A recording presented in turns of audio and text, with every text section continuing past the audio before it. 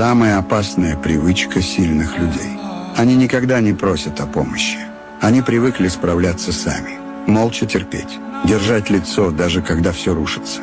Они спасают других, но когда тонут сами, выбирают молчать.